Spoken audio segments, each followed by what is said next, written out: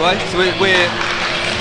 So these buttons here, that'll put your microphone off. Yeah, that's so as soon as the timeout starts, push those off because we can't have any music, otherwise we can't put it on YouTube. It's not going, that's a good point actually. It's not going up live on No, so it's going straight after. Yeah. So all the time, hence we can't start now until the game starts. And likewise, as soon as the timeout, so at timeout, I'll kind of put your hand, I'll just say like score is such and such, bang, and we're both go off, and then as soon as the music starts, we're back on again. That's it. I'll stay away from anything too technical and stuff. Almost nothing done, if you know what I mean. Yep. So you feel free to comment, and we go because this is not going to highlights or anything like that. It'll be shown live up on YouTube, the whole show. So just feel free to talk through anything. Doesn't matter about baskets or breaks or anything. Whatever you want to comment, feel free to come in. I'll lead you in with some questions and stuff like that. How much do you know of the two teams? No problem. And you can. I've done this a bunch, so if you want to signal me or talk me in or tell me to keep going or hold me up, whatever you want. But in terms of the two teams, much have you seen them much this season? Not too much, but I'll know enough about them, Number 5, Mazanay Sabauskas. Number 7, Rob Daly. Number 8, Michael Bonaparte. Number 9, Paul Cummins. Number 10, Stephen James. Number 11, Sean Flood. 13, Conor Grace. 14, Shane Holman. 20, Larkin Murphy. 22, Baylock Morrison. 24, Jason Killeen. And number 42, Thomas Swidopoly. Coach is Matt Keenan, assistant coach Sean Bosch.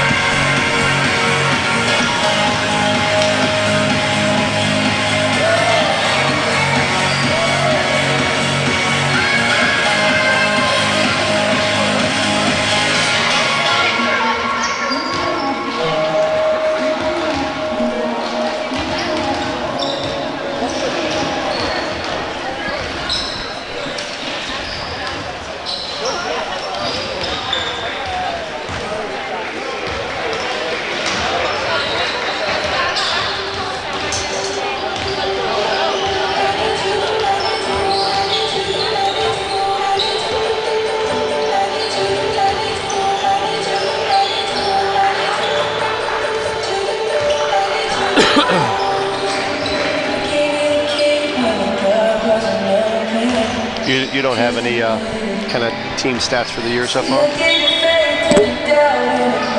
There we go, my man. That's the full one. I'm becoming my father after start holding shit out here, you know what I mean?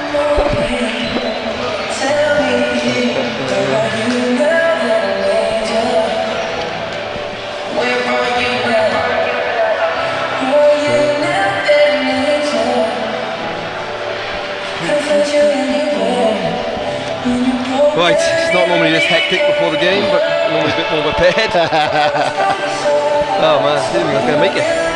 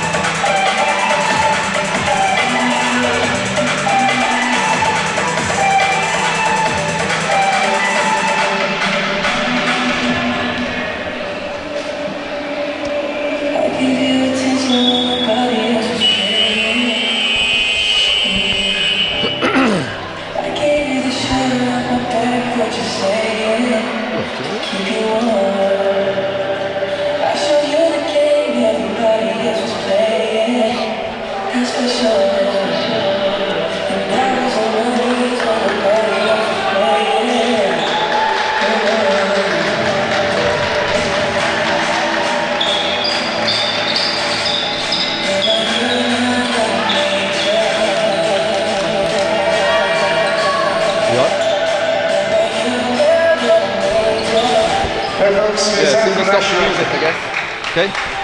Right.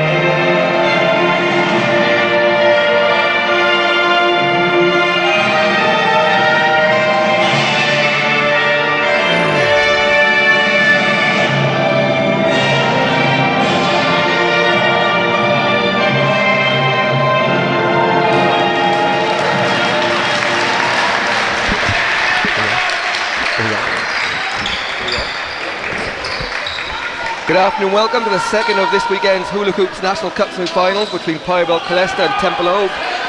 Killester last won the National Cup in 2010 when they were coached by today's opposition coach Mark Keenan. And with the defending champions UCC Demons knocked out last night, Killester will see this as a huge opportunity to add to their recent success. As we get underway today, I'm joined by former UCC Demons and Neptune head coach and current under-15s men's international coach Pat Price. Good afternoon, Pat. Welcome. Hi, Matt. Thanks for having me. Pat, it's a bit of a surprise last night to see UCC Demons go out. So a huge opportunity for one of these two teams here today. What kind of game are we looking at? Well, I think probably the number one talking point of the game is how Templeogue copes with the loss of their two leading scorers. You know, they have their best guard on the bench, you know, with Cummins, out of play, and Michael Bonaparte with a medial leg injury. And so they're two top scorers on the shelf for the day. So how they manage that is going to be a big factor. Stephen James gets Templeogue scoring underway, so the score's at 2-all. Templeogue obviously undefeated this season after a great start to the season, 10-0, but as Pat referred to, Michael Bonaparte and Paul Cummins both out today. Jason Clean returns to the lineup today, but has only played one game this season, so it'll be interesting to see how he gets on. Paddy Sullivan blocked by the athletic Lorcan Murphy, and a Sean Flood's pass Ball pushed out of bounds, and nice fast early tempo, Pat. Well, look, you know, I think I'm taking a look here now, and I see Colleen on there. You say where would Jermaine Turner try to expose? Obviously closer to the basket in Bonaparte's absence, but now you bring Colleen back into the fold for Templeogue. It's one more big body along with Connor Grace. Stephen James tries to make it back-to-back basket, but can't hit that.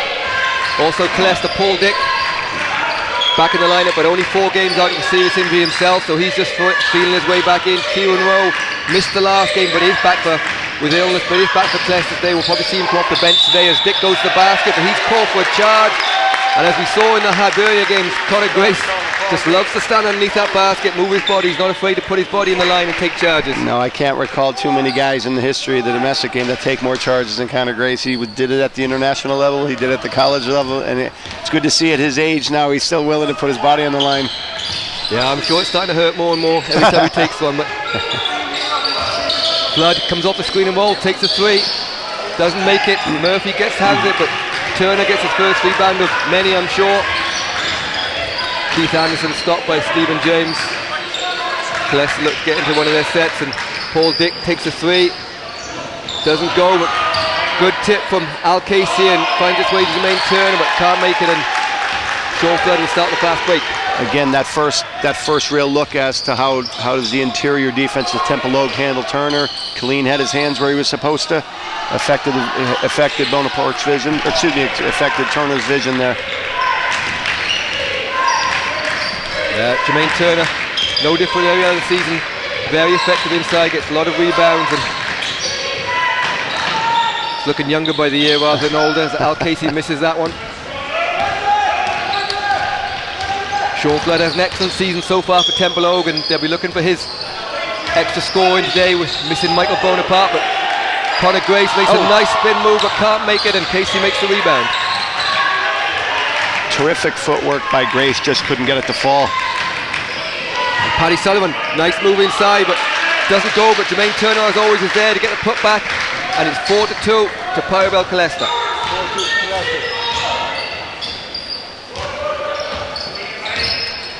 Flood off the screen and roll, finds James, and James into clean for the first time.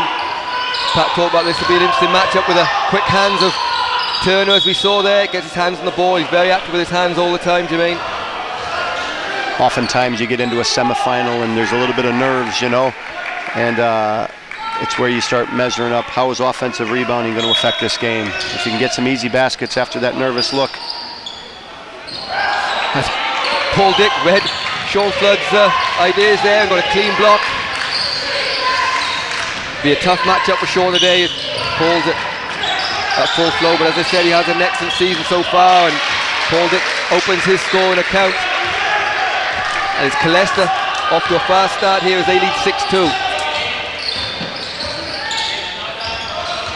Murphy for Templeogue. Drives against Sullivan. Doesn't make it off the backboard, and again Al Casey gets the rebound as Stephen James looks for a foul.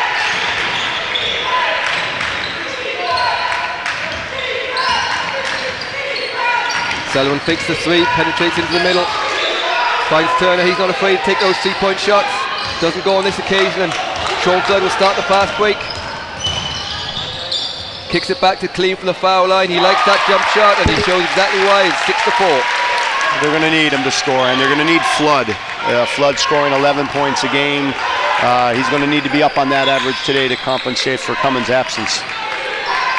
Yeah, the one big thing, Templeogue got a lot of scoring off the bench all year, but they're probably missing 2 of their biggest scorers and their consistent scorers, so they will rely on others as Turner fights inside. A foul is called somewhere along there. Any ideas, Pat? Couldn't guess who that was I think they called an early reach there on, I believe it was Colleen. You know, I think the question was whether or not that could have been called for a jump ball, but the ref obviously had a terrific angle at it. So that'll be something that Coach Mark Keane will have to keep his eye on. Jason Colleen, foul trouble, they can't afford to lose him, and they'll be looking to play him a lot of minutes today.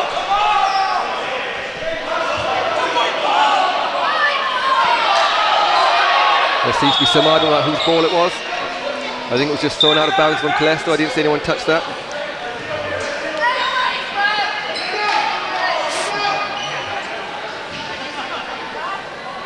Bit of clarification here amongst the refs, just to double check. And they've confirmed there was no touch, so it'll be Templeogue ball. The correct call, the correct call. Yeah, I think so. Didn't seem to be a touch. A bit of full court pressure here from Killester early.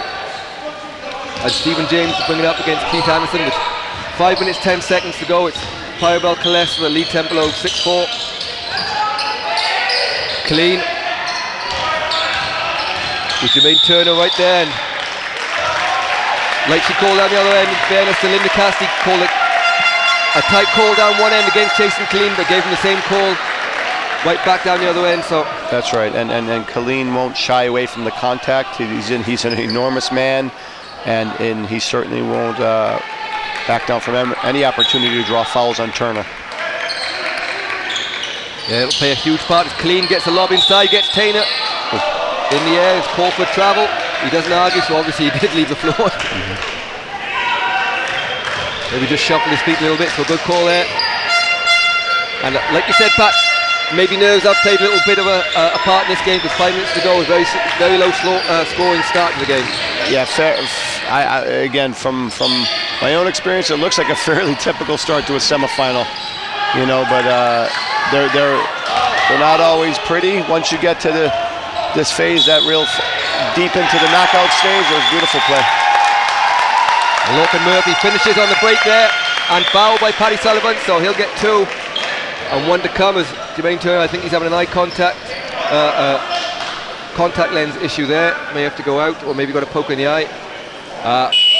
But Lorcan Murphy, as we saw last season and for most of this season, tremendously athletic, one of the most athletic players in the league, and a tough matchup for Paddy Sullivan so far in the game. Well, what was impressive about that is how he maintained body control through the contact. You know, and that's oftentimes the difference between getting free throws and a three-point play. A nice tip in from Conor Grace there, so Templeogue take their first lead of the game as they lead 8-6.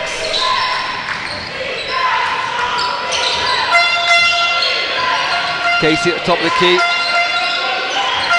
Keith Anderson's looked to penetrate and finds Owen Kiernan, who's checked into the game there. A foul called, nice pass by Keith. And Kiernan will go to the line for 2 shots. Of course, Owen Kiernan played in this in the league final last year for Templeogue, where he really had a breakout game, but made the switch to Northside Club in the off-season and been seeing advanced minutes so far.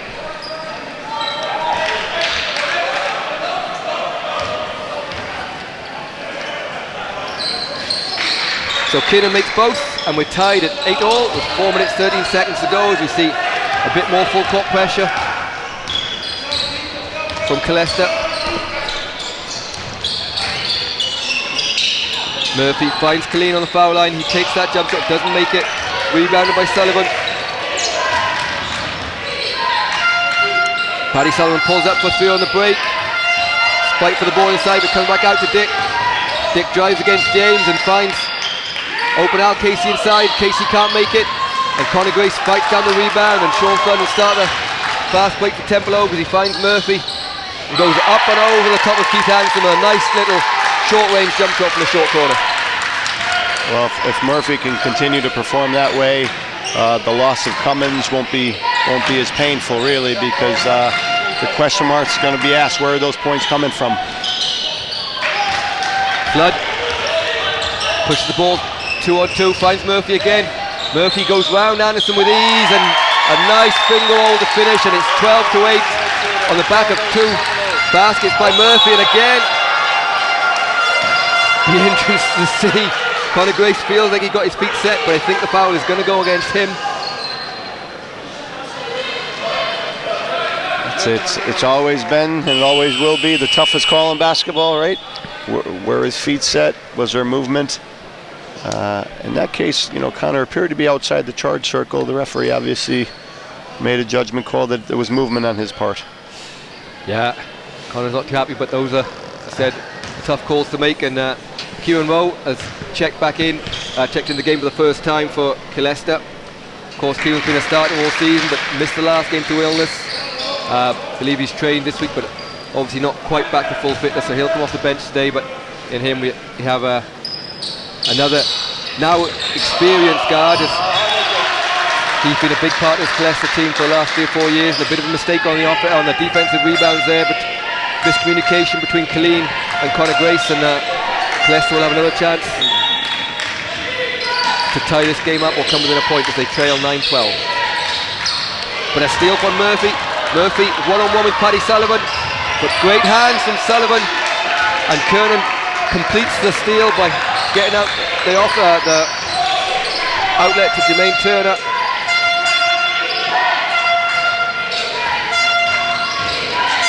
Flood flies by, misses the ball, but a missed shot by Paul Dick and rebound by Jason Killeen, and Owen Kernan is called for the reach over the back.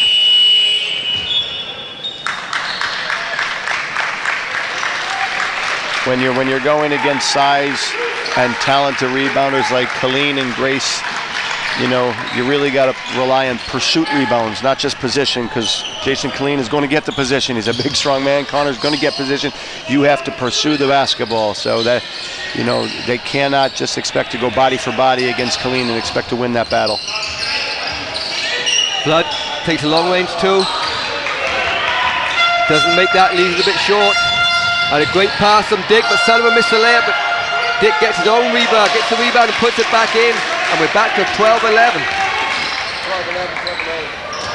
Flood makes the pass to Logan Murphy, but Murphy can't pull it in, and with 2 minutes 10 to go in this first quarter, 12-11.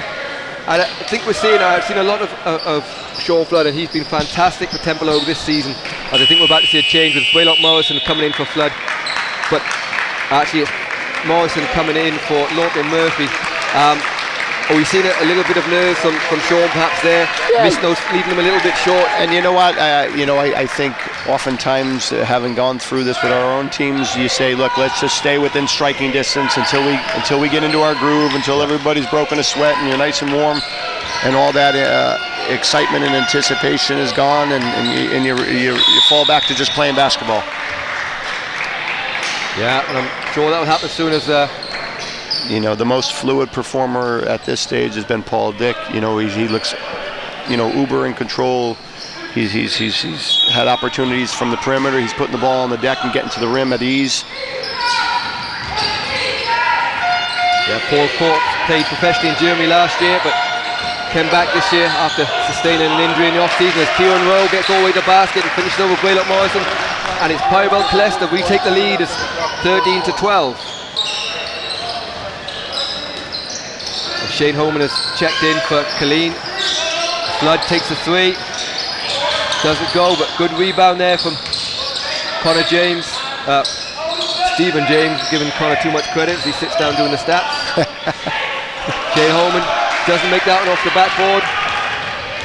And 1 minute 20 to go. Kieran Rowe will start the fast break as he finds Turner against Grace. Turner will take that mid-range jumper, but doesn't go again, and baskets are proving hard to come by in terms of jump shots.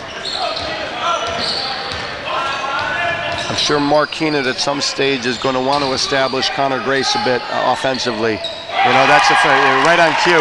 You know, right on cue. It's really the first good look he's had. And again, you know, you're going to need those high percentage shots. He's terrific at those step-out jumpers from the post. Connor opens the count and puts Templeogue back on top as Kiernan looks to drive on Honan. As Connor Gordon has checked in for the first time for Killester. As Jermaine Turner answers right back, and this time scores with a short-range jump shot over the top of Grace. So with 25 seconds to go, it's Pyrobel Killester 15, Templeogue 14. And Templeogue will look to hold for the last shot here. Did a weave action at the top, try to force a decision on the defense and set up this last play. Flood takes a three, he needs that one to go, doesn't go. Turner will rebound with 3 seconds to go. Gordon take a long range shot but blocked on the buzzer, so at the end of the first quarter, the score is Pyrobel Killester 15, Templeogue 14. 15 points to 4.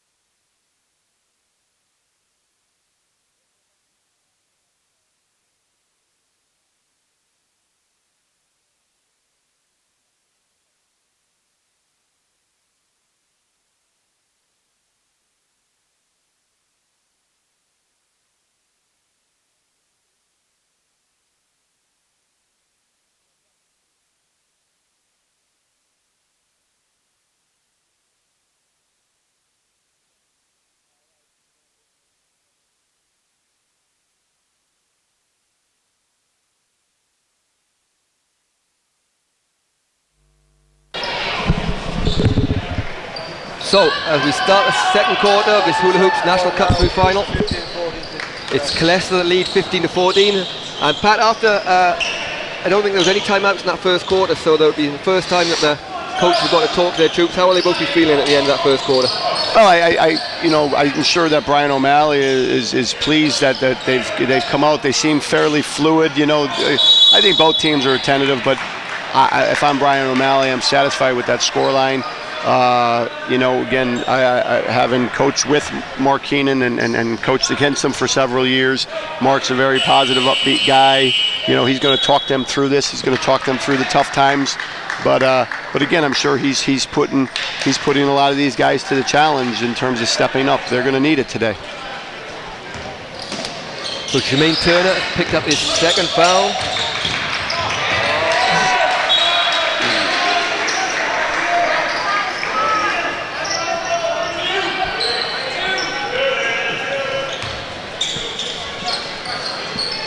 So Johnny Grinnell, last year's coach of Killester, has checked into the game, and Keith Hansen will come back in for Connor Gordon. So Killester continues to run the changes here and keep everyone fit. Turner missed that short waist jump shot. Rebound by Colleen. The missed shot from Grace. A good early look for Connor.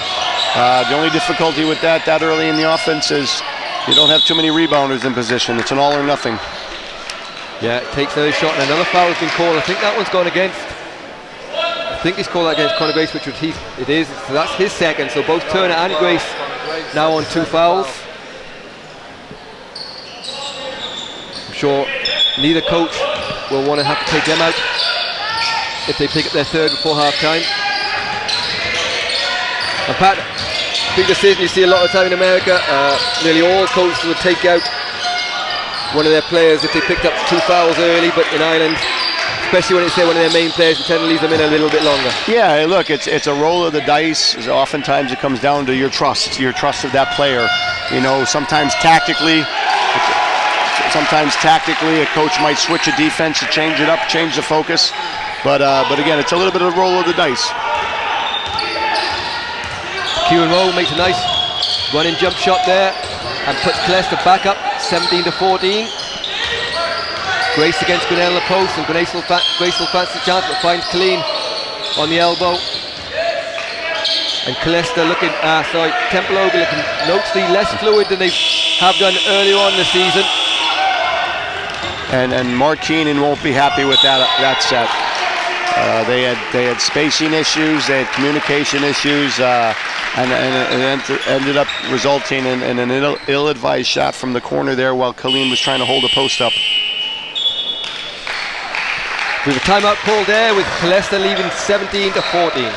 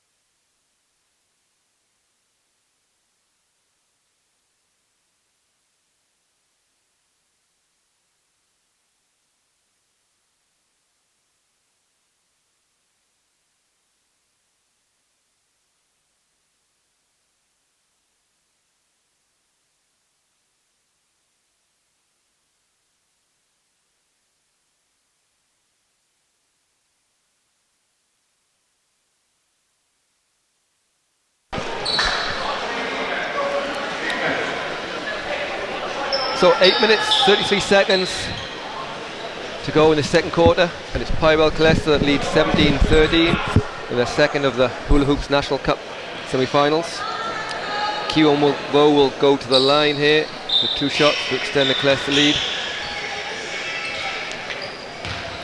Pat, before the timeout, we were talking about the last offense, we were talking about spacing a lot, and the fact that Templeogue won their first 9 games of the season with the lineup of Cummins for most part, but especially Bonaparte and Grace, and now they've changed that for Colleen and Grace. Is that going to make a big difference in terms of where they stand and how they play?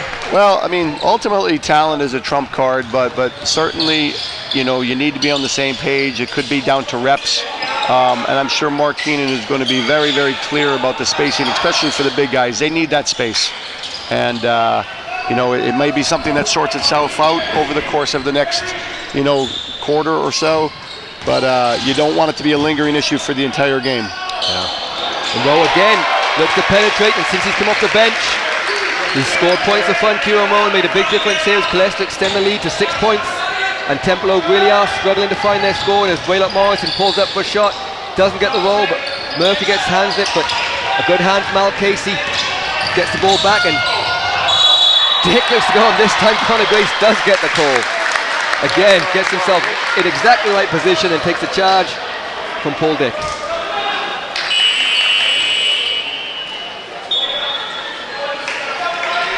Well, Conor Grace just has that great package for a defender. He's got awareness, he's got length, he's got intelligence, he's got bravery, he's got great vision. He knows where to position himself at all times. So he's got the full package defensively. Great trap from Al Casey there. And we saw that a lot in the Hibernia games at the very highest level. It's amazing how many charges he takes, but more than anything, it amazed me how many times he had his heels a centimetre outside the charge circle, never once stood on the charge circle. That's right. Knew exactly where he was at all times. And Grace takes that three, doesn't make it. As Paddy Sullivan is checked back in for Paul Dick. Al Casey decides not to shoot from the corner and resets the play. And Turner up against Colleen. Takes the jump shot. And is that the kind of shot that Jason will be happy with? They'd be more than happy. Mark Keenan, having coached Jermaine for years, would tell you he'd leave him there all day. You know, from our own experience, I coached against Jermaine Turner here in the Super League semifinals one year, and he looked like he was playing on a Nerf hoop. You got to get him away from the rim. If you see him taking a 12-footer, you would take that all day. Yeah, and especially with the way this game is going, with nobody really being able to make any jump shots. I think I can only remember two shots from outside the key going so far, as Casey tries to extend that, and he does make a shot from the elbow to extend the lead, 22-14. Even hitting those high post jumpers will put pressure on the Templeogue defense, because it'll pull one more big guy away from the rim, which is where Turner wants to be. And Grace opens the account from the three-point line. He had a couple of sighters there, but you can't give him too many looks. He makes no mistake on that occasion and cuts the lead. It's now Pyrobel Killester 22, Templeogue 17. And Waylott Morrison does an excellent job putting pressure on Paddy Sullivan, and turnover. The referee discussed it. Killester unhappy, but it will be Templeogue ball. And in a lot of games this year, Braylock's really been the energy for Templeogue as he comes off the bench. And they'll be looking for a lot of him at the moment as Flood is on the bench and Morrison and McLaughlin take up the guard spot. Well, look, if the first 14 minutes are any indication, Templeogue's going to have to grind this. They're going to have to grind this out. I would expect Conor Grace and Jason Colleen to exhibit some leadership, particularly among the new guys or the younger guys. But again, right now, Killester with a more balanced approach. But again, this is going to be a game that obviously is not going to be known until well into the fourth quarter. So Paddy Sullivan makes a three in answer to a fantastic drive and finish from Waylott Morrison over Jermaine Turner, and a huge block from Turner as Lorcan Murphy threatened to get up, and Murphy comes back and fouls Turner, who gives us the Superman pose we've seen before. It's normally after a dunk, but obviously he's toned it down a little bit as he takes it after a layup. So, you know, as the age creeps in, maybe a pose after a layup, I don't know. Yeah, that must be the case. I'll have to talk about that afterwards. And it's 22-17 to Killester.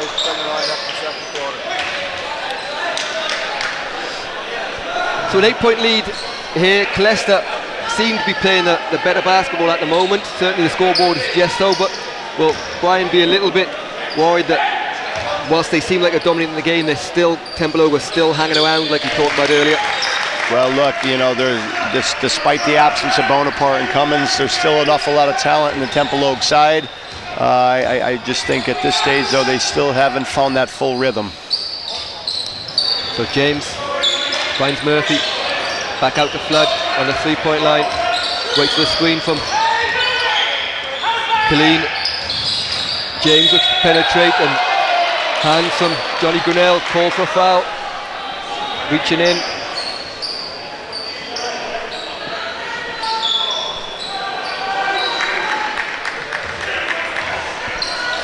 Connor Grace takes a seat on 2 fouls.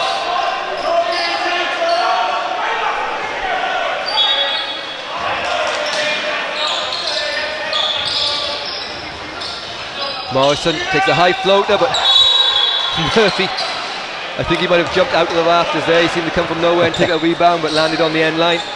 So it'll be Killester ball. This is a pretty critical stop for Templeogue here now. You're going to, Killester with the opportunity to extend this into double digits. Sullivan finds Turner on the 3-point line, guarded by Killeen, but Turner goes straight at it. Murphy, I'm not sure who he's calling out. He might actually be calling on Killeen. It is. He can call on Jason Killeen. So Turner will go to the line. I think that's Jason's second as well. Yes, that'll be Killeen's second. So Killeen and Grace both on 2 fouls, and they want one either to pick up their third before half-time with 4:46 to go. It's Killester 28. Plenty of ticks on the clock here in the second quarter, and you certainly know that, Paul Dick's attack and Jermaine Turner's play around the rim, there's going to be some challenges at the rim. The question becomes for Mark Keenan, do you go to your depth in size? Do you use up a couple of minutes with some of those big guys and protect these guys in the second half? But you also run the risk of the score getting away from you a little bit here now. Flood. Ball to James, but well guarded by Grinnell. James can't make that over the top, but trying to save it. Keith Anderson just makes the mistake of putting it straight in the hands of Braylon Morrison, and Morrison makes no mistake laying that up, and a timeout call from Brian O'Malley. It's Killester that lead 28-11.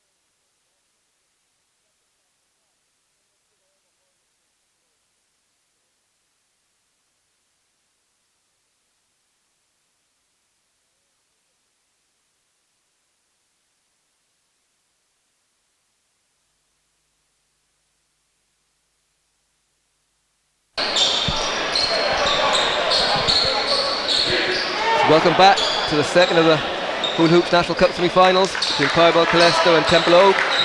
It's Killester leading 28-11 in a fairly low-scoring first half with 4 minutes 23 seconds to go.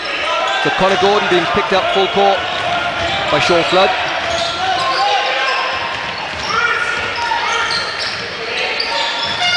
Anderson on the wing, back to Johnny Grinnell as Killester do a good job of moving the ball, and Kiernan goes at Jason Killeen, his former teammate, and makes a lovely move underneath the basket and finishes over the top. That's a terrific finish, probably the best move we've seen on the day. Lovely athletic move, and used the rim as his friend. Flood drives to the basket there, was almost certainly pulled back on the arm, and he'll go to the line for 2 shots. You want to keep an eye on Jason Killeen here now. He came down very awkward on that leg. Yeah. He's walking it off a bit here now. Jason, of course, his first game back last week after having knee trouble for the start of the season.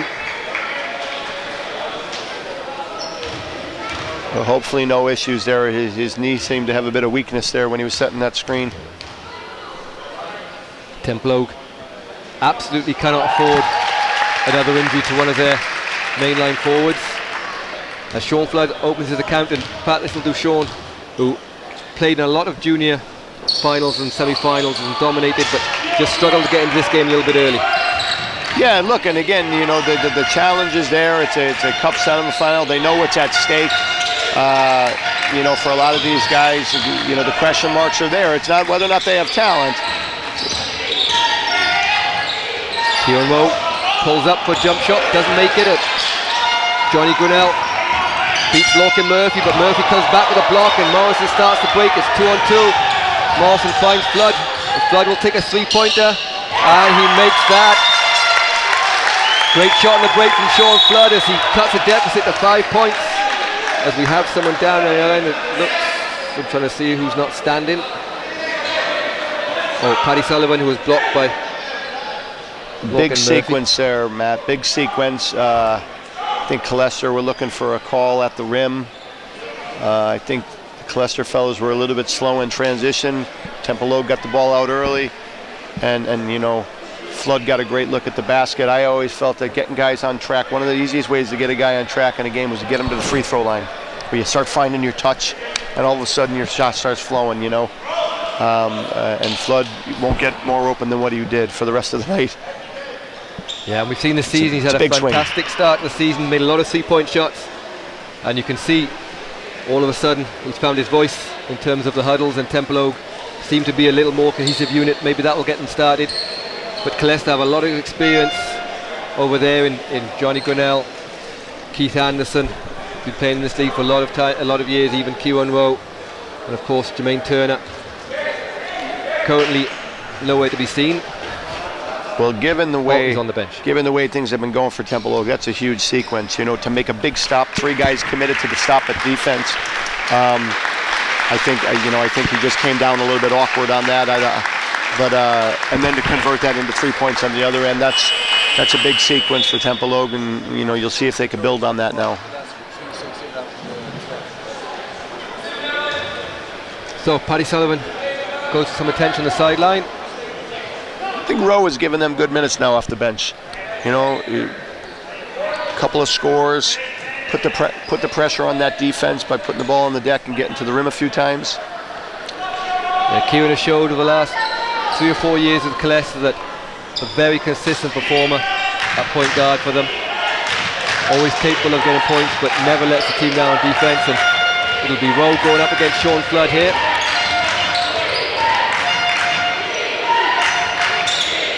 Turner gets the ball back to Rowe. A little bit slow and stuck on offense, but Turner looking to go against Colleen. Colleen gets his hand on that ball. Good block from Colleen, and that looks to start the fast break as Templeogue have numbers, but Murphy just goes up and over but can't finish. And Turner gets the rebound and back into the hands of Kieran Rowe.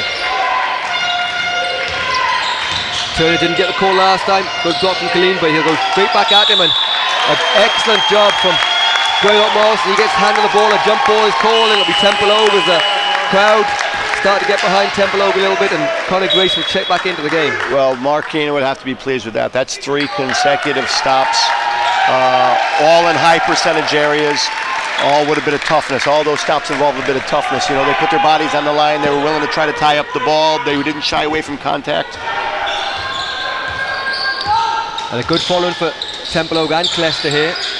Come down from Dublin, both very well supported clubs, as James finds Murphy inside, and again he makes that little short corner jump shot, and the lead is down to 3, 30-27. Terrific look there, terrific look. Oftentimes the screener is the man who's actually the most open, and he found him on the weak side.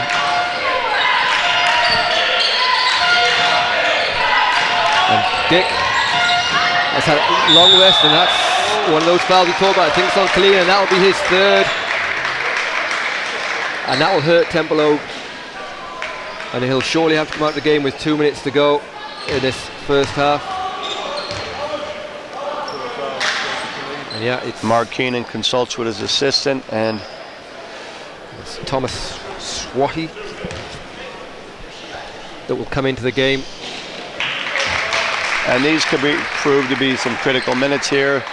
those 2 minutes by a fellow who's relatively down the depth chart, but he's a big body.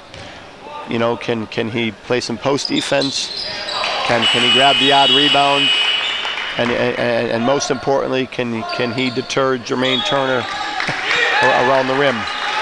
So Killester lead by 5, and Thomas Swahi checks into the game. He's comes to the Templeogue club, so he has played up till this year quite a bit for Templeogue, so he's no stranger to the team, but playing up against Jermaine Turner will be a tough test for him today. Probably Conor Grace will match up with him, I'd imagine, but Murphy again takes that short corner shot, doesn't get it, and Turner with a rebound.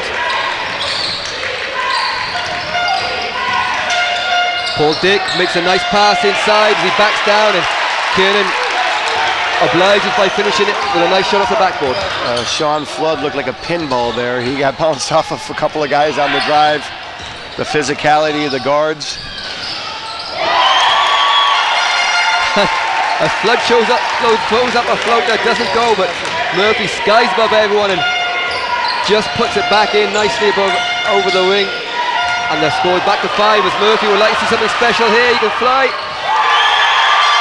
And he gets a Templeogue crowd on their feet with a nice dunk, and it's all of a sudden a 3-point lead as Killester leading 34-31, call a timeout with 1 minute 6 to go.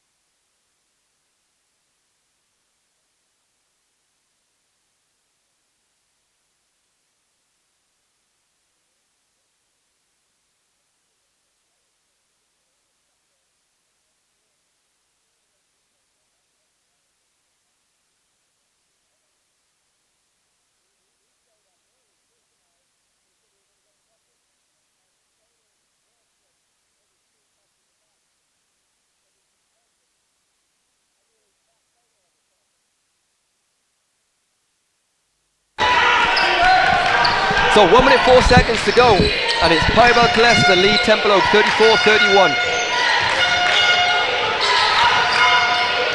Anderson looks to penetrate on Murphy. Call for a foul, and that goes on Murphy. I think that could be his third. It did go on Murphy. I think it's only his second though, so.